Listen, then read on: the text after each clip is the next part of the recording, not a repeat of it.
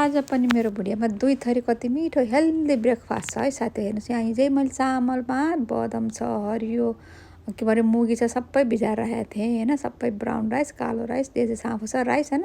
त्यसपछि अब अदुवा लसुन बेसार सबै लिन परिहाल्यो। अनि फर्सी, रातो फर्सीको के होइन पाकेको फर्सी राखेको छु। त्यसपछि अरू अलिकति सोप, मसला भन्ने कुरा त आफ्नो टेस्ट अनुसार राख्ने। अब यसलाई गुरुरुर पारेर पिनेर ल्याउने। अलिकति मेथी पनि राखिदिने के।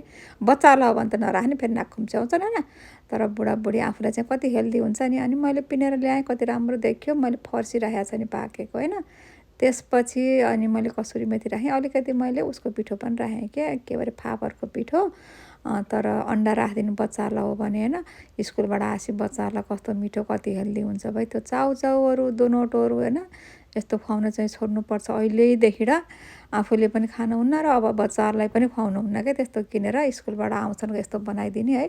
कति हेल्दी हुन्छ, कति मिठो हुन्छ। पाकेको फर्सीको तरकारी मात्रै खानुपर्छ भन्ने छ र जे खाँदा नि भइहाल्यो। अनि यसरी पकाएपछि कति मिठो बनिहाल्छ।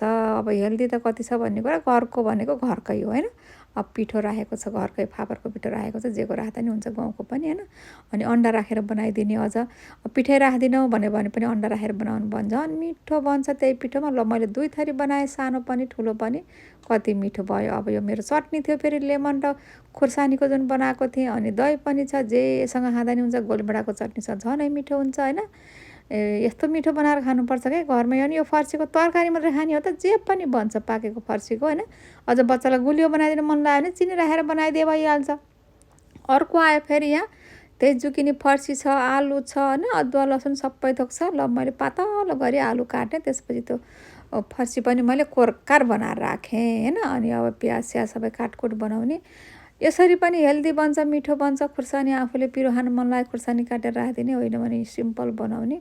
मसँग बेल पेपर थियो त्यो पनि मैले काटेँ। अब यो जुकिनी फर्सी कोरेर यसमा अलिकति पिठो राखिहाल्ने। त्यसपछि मसला त टेस्ट अनुसार राखिहाल्ने, आफूलाई जे मनपर्छ होइन। यतिको ब्याटर भइहाल्यो।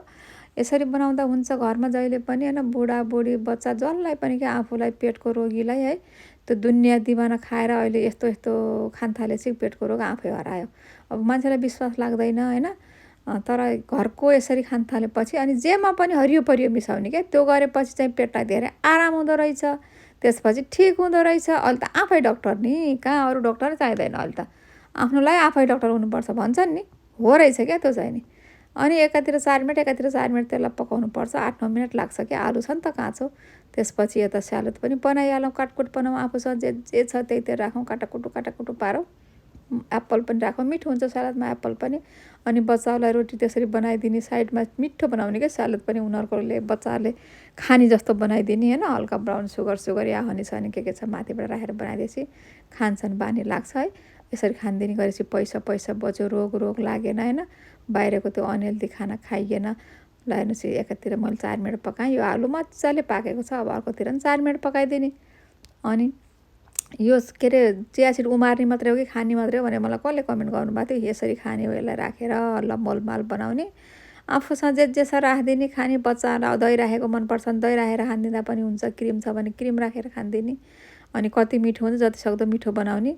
घरको खाना भने घरकै हो होइन। कति हेल्दी हुन्छ। ल मेरो लगभग यो रेडी भयो। अब चिज राखेर खाने भयो। माथिबाट टन्न चिज राखेर पिज्जा जस्तो बनाउन पनि सकिन्छ, होइन भने अलिअलि राखेर पनि सकिन्छ। मसँग अलिअलि चिज रहेछ राखिदिएँ माथिबाट होइन। तर मजाले चिज राखेर एकछिन छोपिदिने हो भने मजाले पिज्जा जस्तै बन्छ, झन् मिठो भइहाल्यो। ल अब यसरी खान त अनि कति हेल्दी भयो, कति मिठो भयो होइन। अनि बच्चाहरू स्कुलबाट आउँछन् होइन। यसरी खानिदिएपछि पैसा बच्यो, पेट पनि बच्यो के होइन। रोग लाग्नुबाट नि। ल जय होस्, यसरी खाउँ है त।